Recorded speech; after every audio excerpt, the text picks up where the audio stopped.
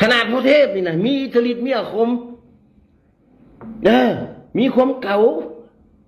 ยาเพิ่นก็ดียาในโลกนี้บ่เทียบเพิ่นแล้วหมอน้อยๆนี่เขาสิไปกล้าบ่ยศจะพาทุกคนมาเบิ่งหมอยาหมอดีว่าซั่นซะอ้างตัวเองนี่เก่งกว่าห้องหมออีกเนาะห้องหมอรักษาบ่ได้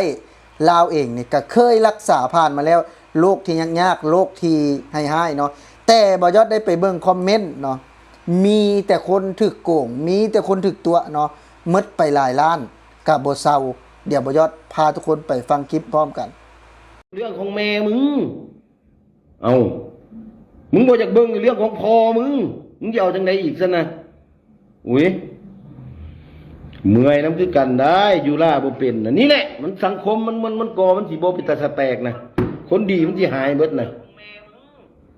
มันก็เมิดแหละคนดีนะมันสิไม่อยู่ใสมันสิอยู่ใสได้มันสิอยู่ใสได้บ่มีบัดนี้หมอผู้ที่เขาเกิดใหม่ใหญ่รุ่นได้บัดนี้เขาสิไปกล้าเฮ็ดขนาดพระเทพนี่นะมีอิทธิฤทธิ์มีอาคมมีความเก่ายาเพิ่นก็ดียาในโลกนี้บ่เทียบเพิ่นแล้วหมอน้อยๆนี่เขาสิไปกล้ามีแต่ขายนั่นแหละขายให้หมาคันนั้นเบาหวานอยู่ตีนนี่กูรับประกันอยู่ว่ากูเคยป่วยมาแล้วห้องหมอในโลกนี้ก็บ่มีห้ายำปอดมึงหานาอยู่อัตตปือนะอีหนมบ้านโฮมมันน่ะกูไปป่วยแล้วกูก็ไปเบิ่งบ่มีไผป่วยได้มันจ่ายเท่าไหร่12-13 ล้านนึงค่ายามันลด30ปลายล้านพุ่นกูซอยมันน่ะแล้วพวกดราม่ากูนี่เด้อเอาแบบใดก็ได้เด้อสิขึ้นเวทีมาตีกับกูก็ได้กู67-68 ปีประมาณนี้เด้อแต่กูขอวอร์มอยู่3 เดือนเด้อบักใดก็ได้นุ่มซำใดก็ได้เด้อมา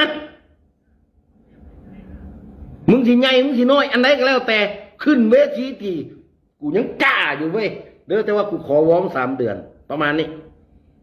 เอาหน้ามาเบิ่งบักใดก็ได้เอาหน้ามาเบิ่งบักใดก็ได้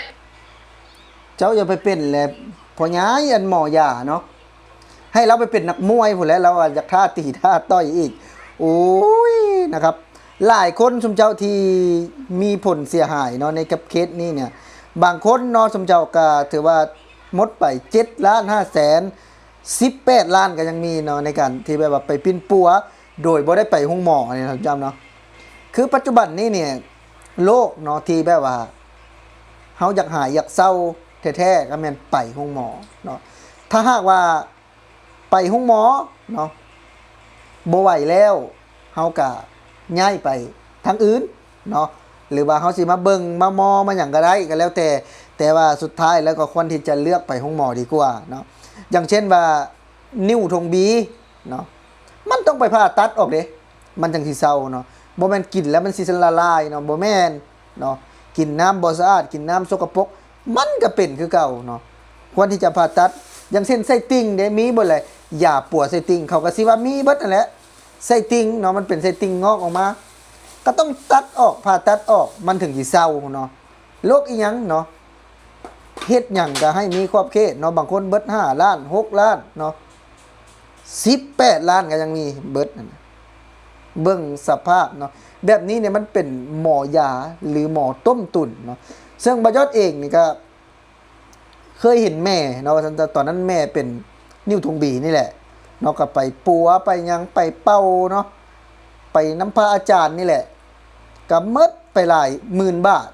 เนาะมันก็พอทุเลาเนาะแต่ว่ามันบ่เศร้าว่าซั่นซะถือว่าจิตใจเขาอาจจะดีขึ้นแต่มันบ่ได้เฮ็ดให้เศร้าเด้แต่ทางหมอสมมุติว่าเป็นนิ้วทงบีฟ้าตัดจวดออกเศร้า 100% เนาะว่าซั่นซะแต่ถ้าหากว่าเขาไปหมอเบิ่งอย่างเช่นว่าลูกเจ็บเป็นอุ่นๆเนาะไปเบิ่งหมอมองหันมองนี่เด้อเนาะแล้วผัดยังมาสแตกยาอยู่คลินิกคือเก่าหั่นนะมันก็บ่โอเคเนาะบางเทื่อก็ได้